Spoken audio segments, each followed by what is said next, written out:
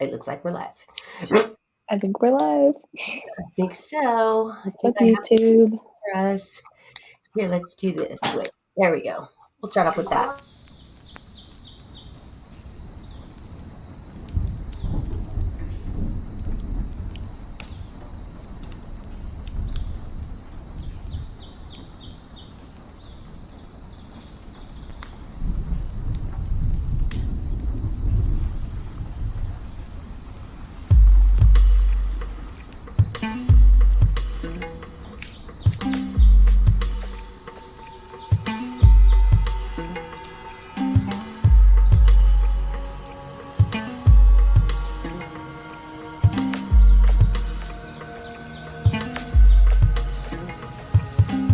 Dismal swamping yesterday, holes for refuge, run away. Keep your freedom, be not slaves. We will lead them yesterday. Dismal swamping yesterday, house for refuge, run away. Keep your freedom, be not slaves. We will lead them yesterday. Dismal swamping yesterday, house for refuge, run away.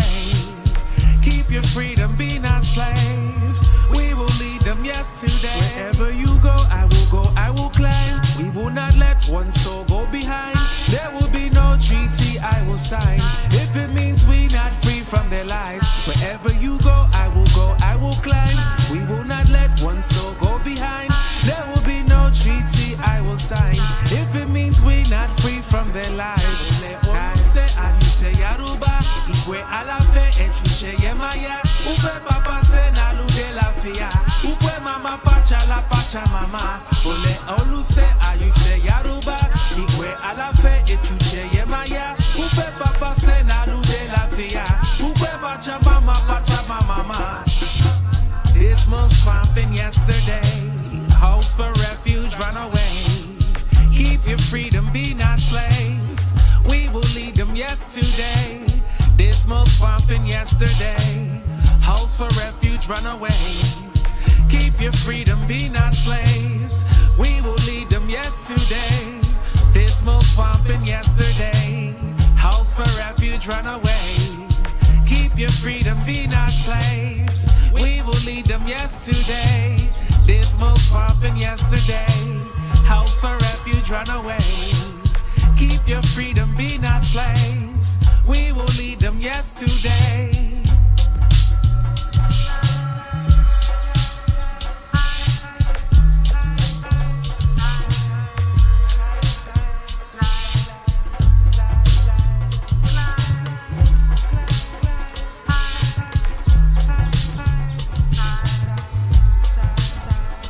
Wherever you go, I will climb. We will not let one soul go behind. There will be no treaty I will sign. If it means we not free from their lives. Wherever you go, I will climb. We will not let one soul go behind. There will be no treaty I will sign. If it means we not free from their lives.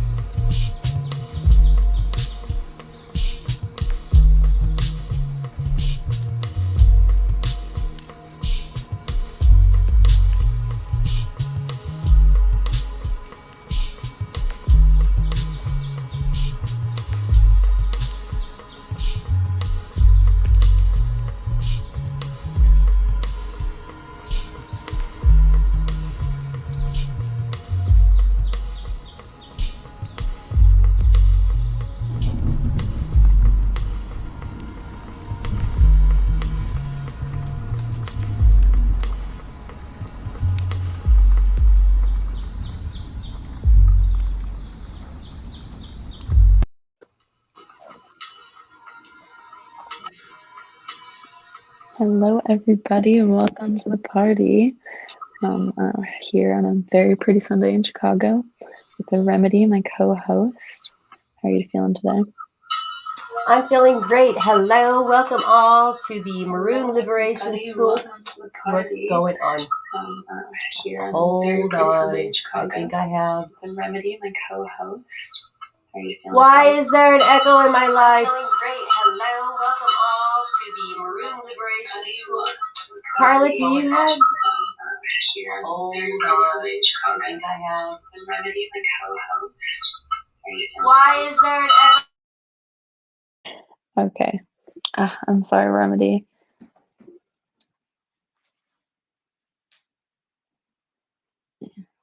All right. Well, you're gonna try to figure out that echo right now? Do you want me to just keep going with it?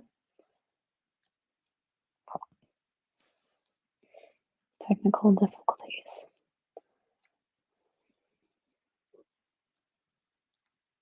Figure out that echo right now? Do you want me to just keep going with it? Hello, I think I figured it out. Yeah? Yeah. Okay. Whatever. I don't know. Oh, who knows? Well, yeah. But Well, anyway, as I was saying, my name is Remedy, and I am with the Maroon Liberation School. just keep going with it. Hello, I think I figured it out. The front. Hold on. Yeah. Okay. Whatever. Well, as we wait for Remedy, I'm just going to introduce the chapter. So this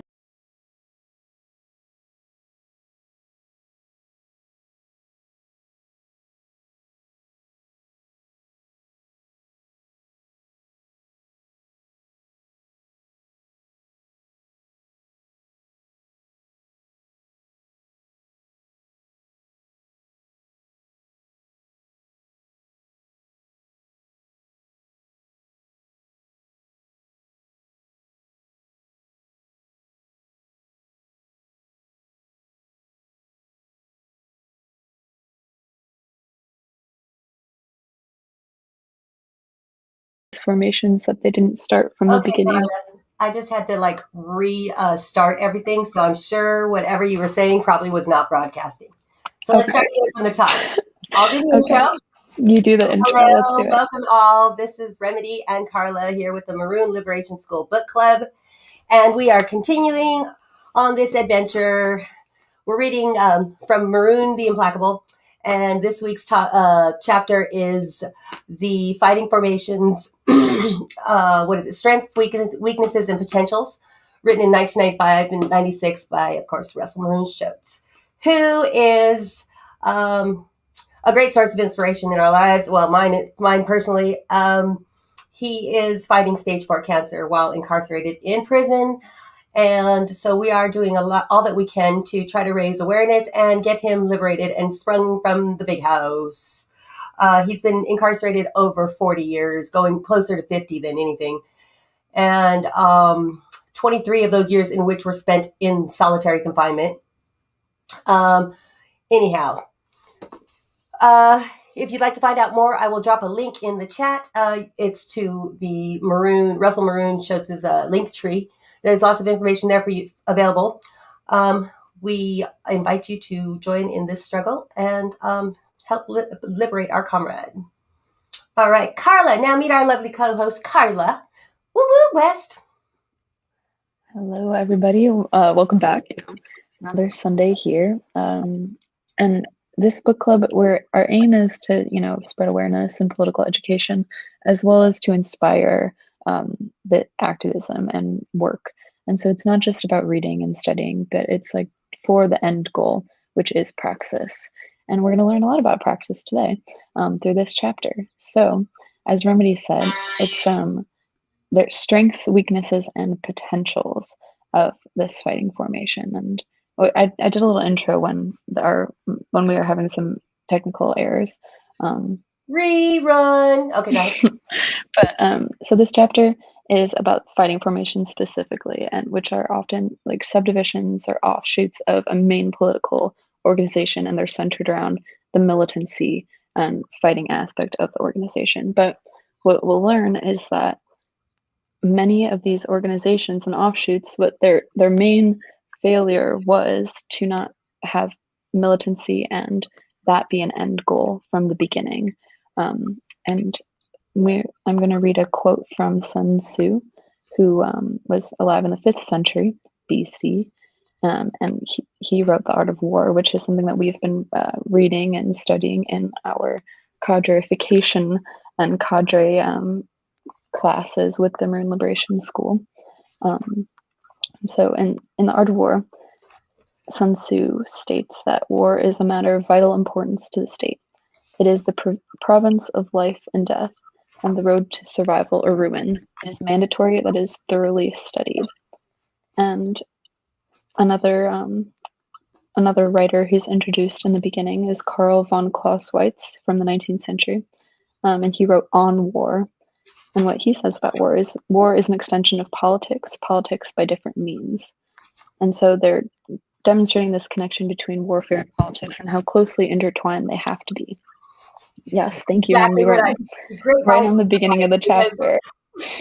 We didn't plan on doing this, but we're doing this anyways. Great minds think alike. It just shows you how well we're aligned, right? Yes. Well, please, if you'd like to comment on that, I would love to hear what you have to say. I just wrote a couple of notes. One of them is that, this is like very important facts, like, very important point that Russell Maroon has here. And so reading on, what jumped out at me was this paragraph, and it says, "For the revolutionary warfare cannot be haphazard or belated consideration, as ignoring these principles, nonviolent pacifism will ultimately lead to total destruction." Now, just when I read that chapter, I just thought about the shortcomings or the failures, of like the Black Panthers political party and many other revolutionary parties. Damn, they were so close, so close. But, their works were legendary and will not be done, will not go out in vain. That's for sure. Yeah. And, we have to credit a lot of it's not necessarily a failure, but the inability to like see their mission like in reality is because of the United States government. And their plans were corrupted or interrupted by the state coming in. And what a main issue is not knowing and being or studying enough before the practice of fighting back. And that's why we have to go back and read these things like Sun Tzu, The Art of War, so we know the tactics for fighting against. Also, now that like we understand what, and we're well aware of what was used against those revolutionary parties, the tactics like that COINTELPRO, and a dirty game for sure. And I asked myself why what was so wrong. Well, because the answer is easy. It's because they want to continue to oppress people, all of us, unless you're, I don't know, one of them. But which leads me to that question: who is the government on our side? Is the government all about Carla? I know the government sure in the hell ain't all about me, and I sure ain't all about the government. How about that? Yeah, I don't think and that's a major failure to have and trust that the government will fight for you. It's the idea that you can destroy your enemy and preserve yourself, which is not the mission. It is not to seek self-protection with ignoring and ignorance of the damage and destruction that system is causing to other people. That's another, misstep of a lot of these organizations. But, and you think about it, it's like the Black Panthers and these freedom fighters of the past, like to cover everything is impossible. They were doing, and me personally, I think they did a lot more good than the, right. ultimate. And they had breakfast programs that eventually got stolen by, the government and branded as their ideas. And so even when they're doing, good things for their community, it's again going to be stolen and corrupted by the government. And Absolutely. so it's, and we can't just say that these failures or, what was he saying? Their weaknesses, I'm not going to call them failures, weaknesses, is caused by government intervention. And so, right. Absolutely. Because why? Because this imperialistic nation, and rulers, like all they've ever done is just co-opted everything and overexploited, everything, and anything good, naturally will be taken for them. And then if there's any type of resistance or self-defense against them, it's deemed as Black violence and attacks on the state. Or and terrorism. Terrorism, exactly. And no, it's not that they're protecting their communities themselves, trying to uplift people for, it's. They're certainly not trying to empower the oppressed or the little people. Same thing with look at the Native American, the indigenous, the Native Americans. They have them living with no water on the reservations, and it's all. And then they say that they've chosen to live that way because they want to be separate, but it's ridiculous. Well, I think that we're going to get a little too emotional and off on a tangent. I want to circle us back to the book, and just kind of outline some of those successes, because I think it's important to note how successful these organizations were and what they could have done. And so he starts off, and also what they did, and how much they have been doing. He starts off talking about the Nation of Islam, and I don't know if any of you know a lot about the Nation of Islam, or you, Remedy. I read a whole book about their whole creation of that in my American religion class I was in, and so all I know is I see them selling the paper, not far from where I'm at, because I'm in England. So and that's recruitment strategies. So that's actually perfect. What I'm going to say. And I always buy their bean pies, $10 a pie. I always buy their bean pies because they're amazing. Well, when I come visit you in LA, we'll get some bean pies together. I'll take you cruising. Yeah, we'll go check them out. Absolutely, and get their paper, their literature. They're doing the same thing, selling their paper, selling their bean pies, and recruiting. Yes, and so I'm going to read a paragraph on page 83 talking about some of their successes. So, let's see. To its credit, however, the Fruit of Islam has perfected a method of recruiting, organizing, and training to the extent that training was done that is unparalleled to this day.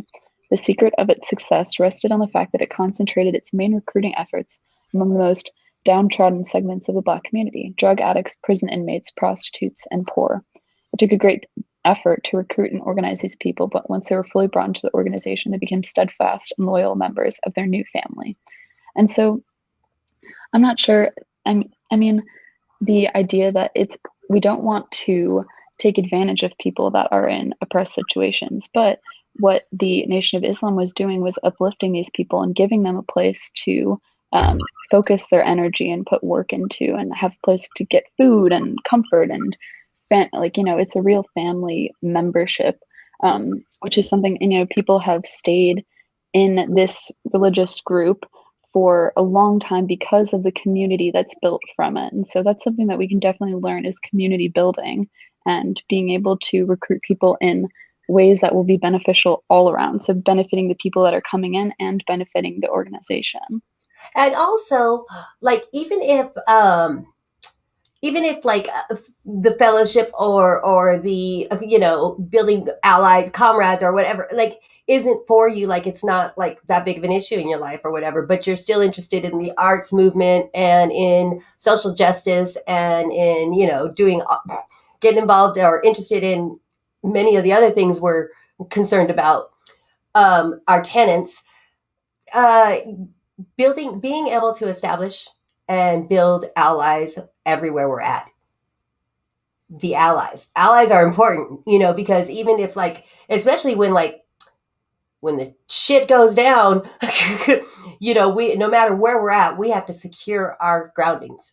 Right. And, it's in The Art of War by Sun Tzu, actually, that you need to know, or maybe I'm mixing it up with another document.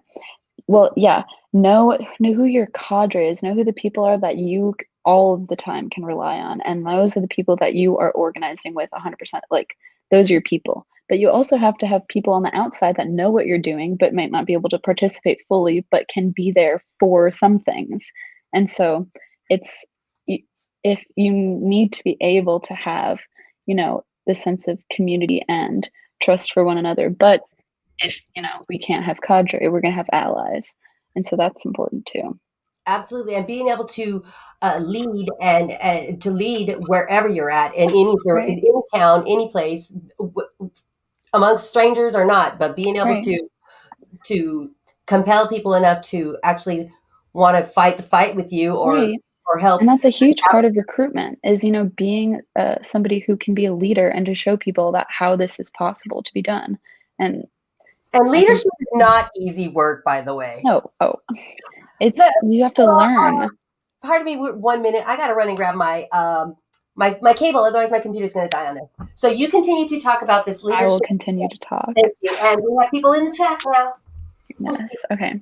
So continuing on, we're going to talk about some more about the Nation of Islam. So one of the weaknesses of Nation of Islam is, especially in their militant formation, was no real good strategy to the end, or like they didn't, not knowing what the end goal was, which has been, we see throughout the chapter, is a weakness of these formations, is not planning for the end. I like that. And I'm going to go into, on page 85, another success with the Deacons for Defense and Justice. And so it was not a subdivision of the NAACP, but it was an offshoot and autonomous. So it was autonomous from the nonviolent leadership. And so this was one of the offshoots that was specifically a fighting formation. And here I'll read from page 85. The Deacons recruited, organized, and trained solely from this perspective of anti-nonviolence. Because of this, they were more sophisticated than any other part-time militant Black organization during the civil rights struggle. For instance, the Deacons provided a tightly organized security and communications net around some of the most important civil rights marches. While the civil rights groups provided their posted marshals with armbands, the Deacons had roving patrols armed with automatic rifles. After a few skirmishes and firefights with the Klan and the Night Riders, they gave the Deacons a wide berth.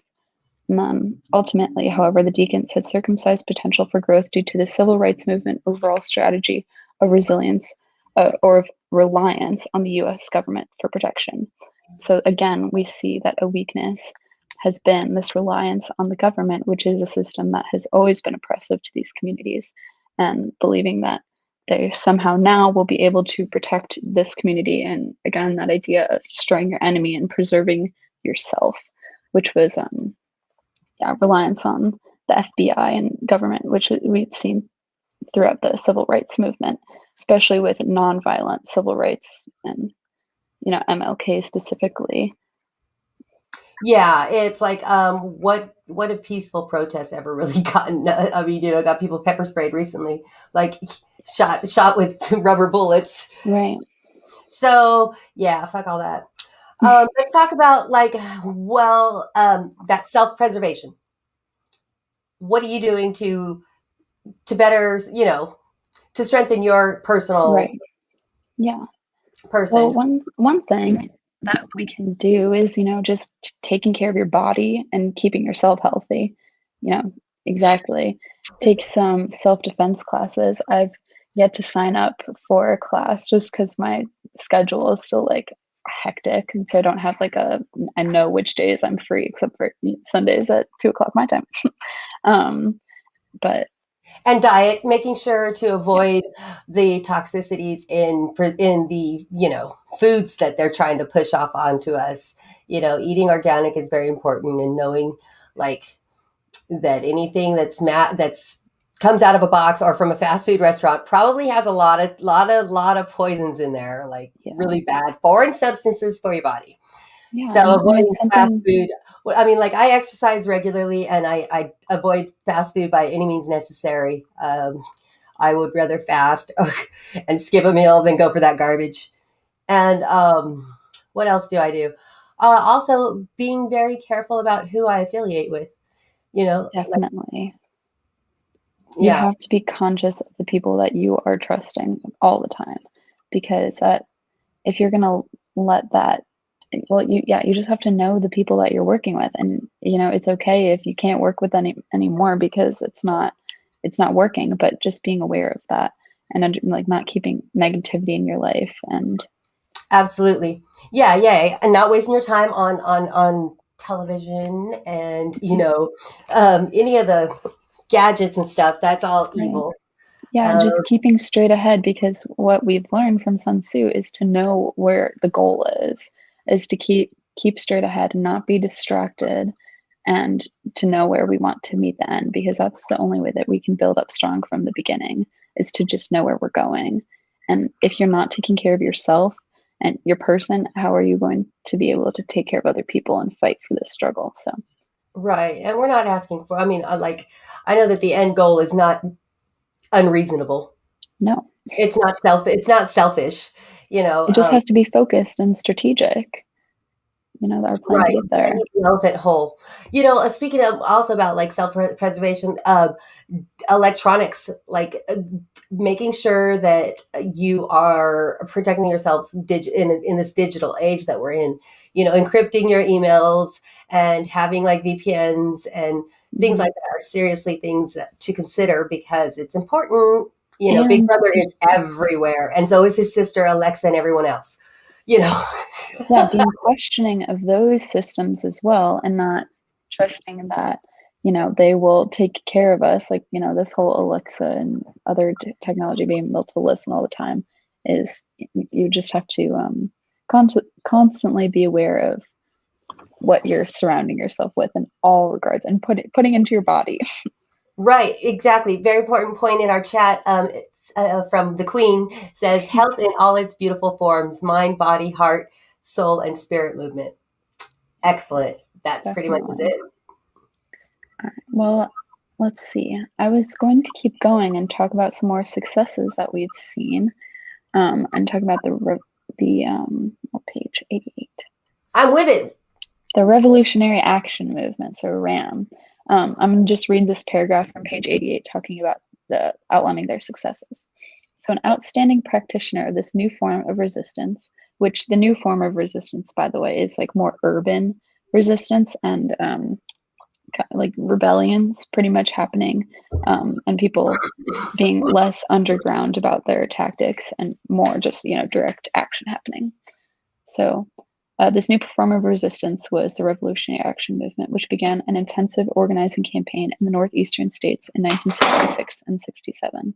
Much of its activity was centered in Philadelphia. RAM was a militant nationalist and high profile. Its cadre spray painted "Join the Black Guard" slogan on its walls in the communities. So another tactic is, spray painting or putting up art, honestly, around the communities, spreading the message wherever you go. Let's RAM's talk about leaders. that. Mhm. Let's What? talk about that art. Oh yeah, Let's talk about that art thing. definitely. Tell us Art. about this art thing. Well, considering art is our like our main Our defense. root. Yeah. It's our truly like our weapon is art Yes. because we don't have the munitions that the big man has. Um, Unfortunately, but but if we did and we had our turn, we would win too. Yeah. Exactly. But art, I think using art is so great because it really does help you ground yourself in culture. Especially in this concrete jungle or in the cities and stuff like that. But it's also something that reaches out and touches people across all playing fields. So that's Right. a great way for building allies and recruiting. Yes, and sharing art too, because you learn a lot about from another person when you share your art and that part of you.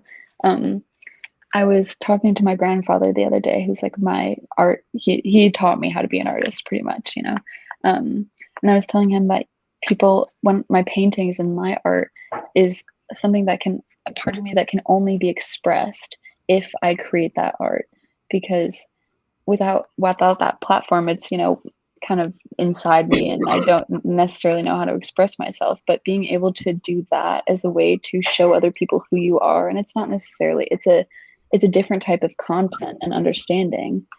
and it's a powerful tool of bringing people in and bringing them together. And I think, Absolutely. Yeah, freeing your mind.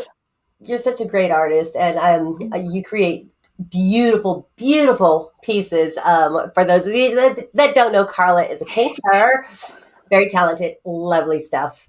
And yeah, and I know for myself, like I feel that I'm most free when I'm dancing. You know, when there's live music and like I'm dancing to the music, it's like this translation and this synergy between like music, and dancer, and it's dancing. I'm definitely is when I feel most free, and so art, yeah, for sure. Music is my biggest high, but Getting your mind and body aligned in a way that's productive and creative, it's like the best thing that there could be.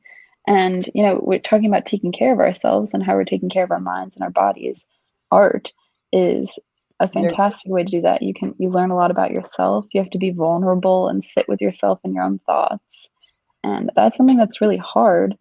But it takes discipline and it takes creativity. It's very nurturing. It's totally healthy. Absolutely. It's just great all the way across the board because it's something you can share and it's something you have to nurture. And, art is so good. I love art. I'll be so glad when we open back up and everyone is safe enough so that we can go to concerts again. Music. And but we need it in our lives. We're being deprived of this art.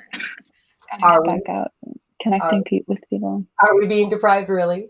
I mean, they're not letting us go out together, but the whole physical distancing.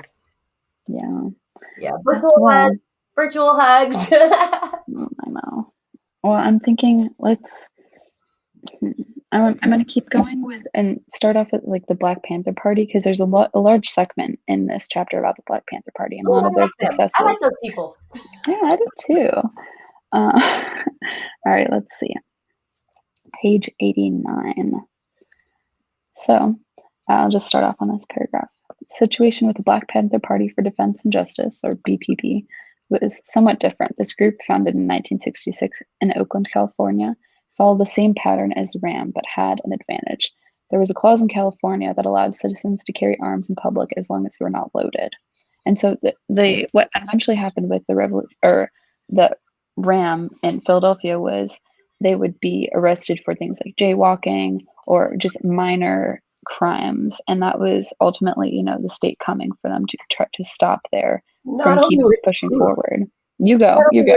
Being arrested, but they were being slaughtered and lynched, and they were being taken. Like they would get, a young brother or sister, or whatever, and beat the crap out of them, and then drop them off in a racist white neighborhood for them to, have to defend themselves, in which would get them charges and then thrown into jail. I mean, just the tactics, the racism that was going on back then, which was not that long ago, people. No. And clearly it's still going on today. It's going on today. And it's just, people think it's more discreet, it's more hidden now, but then like this very out. But I mean, honestly, not even. We can talk about the shooting that just happened. Mm-hmm. Yeah. In the past year, alone, how many people have been right. And trying to cover it up or somehow saying that it's not race related and finding all of these like other loopholes of how it could not be related to race or racism. But it's just ridiculous that they're not going into white neighborhoods and killing people in their homes. No, exactly. Like you can't ignore that, that it's direct violence against, Black people or brown people, Indigenous people, Asian people. It's Oh yeah, how about, and now they're attacking other now they're I mean, it's like a rotten virus, hatred and racism. It's toxic, and it's really tragic that all people of color, all colors are being victim to it and attacked. I really like the whole movement that's happening now, though, with the late, unfortunately, with the latest attacks that have gone on with our Asian communities, but they're asking for their history be taught in school, which is great because that was one of the points that was on the 10-point platform of the Black part of the BPP. They wanted, their history taught in schools because, like, if you look at it in history books, what have we taught? We've been taught from the point of slavery forward. Well, these people they had existence and heritage and culture and everything else prior to being captured. Yes. And, slave ships and brought. Right. And it's this narrative that, like, Black people have, they've always been oppressed, and there's always been, like, it's been racism has existed here forever, yes, but prior there's been so many successful communities and there was systems that we don't even prior know. to imperialism, Right. And I mean, it's this idea that Black people have never come from a point of strength and resilience and oppression, but we learn about the Maroons who formed their own communities, and they had their own militant tactics of hiding in the swamps where they were too afraid to even come in and try to find them because they were so successful and so strong. Right. But you know what? Also, even prior to having been marooned, there were families of royalty, great riches, heritage, and royalty that were, they were set upon thrones. They were so. Yeah. Where's all that in the history books? Right. And it's just, again, to perpetuate this idea of white supremacy. And people they make all these excuses for why we're being taught this history, why we can't be taught something else. It's too much to cover in a year. There comes to a point where we need to change the curriculum because you're seeing that people are just being brainwashed. Right. Standardized education is full of fucking lies. That's why, you know. And also so many people throughout the country, they don't have access to education, outside of that standard education. And so they can't really free themselves of those systems. And so it's perpetuating.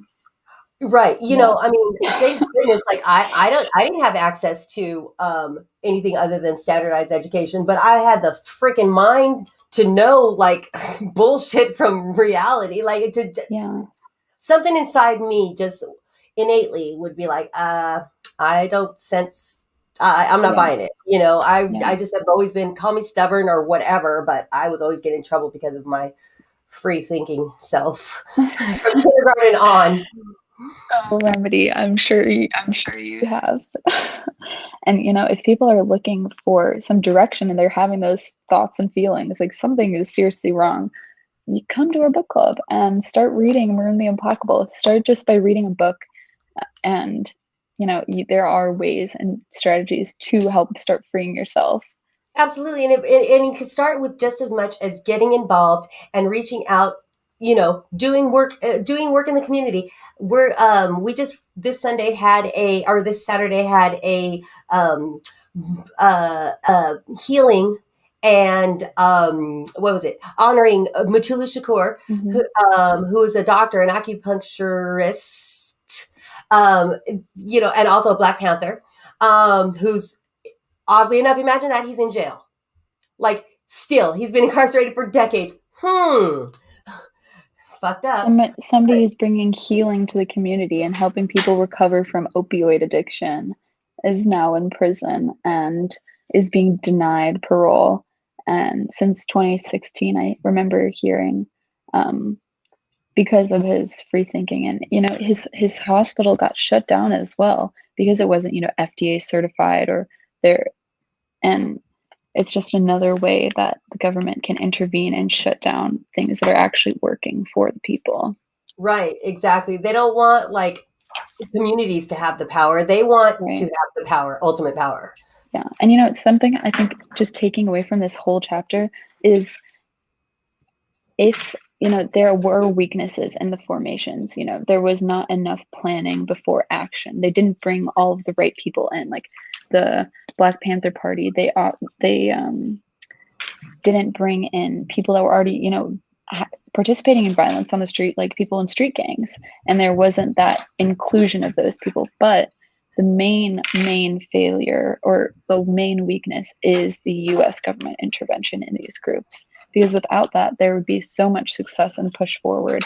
But Absolutely. it's There would be it's stronger tactics, more power, more ammunition. a direct link to their homeland, to their, to the Pan-African movement. Like, I mean, I think that like we all deserve to have like our heritage and our culture, our true like, ancestors' teachings. Like we all have the right to know this stuff that was taken from us. Being a Native American myself, like I hate even saying Native American, like being First Nations, like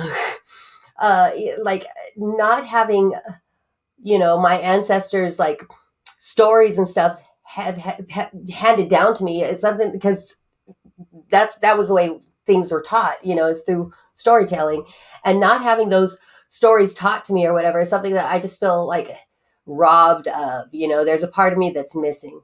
But that's okay though. I'm here now. So, staying present and being educating myself, towards liberation, personal liberation is what I get to do. Yeah. And, it's something that's so grounding too, to be able to know where you come from, and like people and stories before before colonialization and imperialism, because that's so important to understand that, people that you come from a place of power. I'm not including myself in this being a white person, but like you, Remedy, or any other person of color, that's not the end of the story. That's not even that's not the beginning of the story with oppression, because it's always been white supremacy and imperialism coming in to take down communities of, non-white people and Absolutely. non-Western thinking. Absolutely. And that's why revolutionary matriarchy is like such an important thing to cultivate and to learn and study and master. It's a destruction of imperialism and capitalism and patriarchy all intertwined together, because they're all telling the same narrative of power. That's a way to, free your mind first. Start off with that. If you're a man and you haven't considered that you might be patriarchal, that's a good place to start. Right, exactly. Yeah, and then, like put an end to the whole war on drugs and everything else that they're using against us. Right. And well, we yesterday in the Zoom call, I just heard some comments about the Black Panthers. They couldn't get a second chance at a new formation because so many people had been sent to prison. Right. And so many people had been incarcerated that there was not even a good base for them to start up again. And that worked well for them the first time. What makes you think that they won't try it again? Right. Exactly. If you're reading the latest, like if you read, bills and stuff that are being passed, and that, they're trying to push and putting out there for us to accept as law, with things like homegrown terrorism and homegrown threats and things like that. I mean, everything that they pass off as good and as protecting, going to protect the people, really it's a double-ended sword, and it's going to be used against us if we allow, the surrogate state to enforce its ways upon like free thinkers and revolutionaries and people that just refuse to be. We're not drinking the Kool-Aid. People that just refuse to drink the Kool-Aid. Right. And it's something that I would, recommend to people before getting involved with a formation like the Maroon Party for Liberation or with the Black Panthers, is know what you're getting yourself into, because that's another super important factor in this.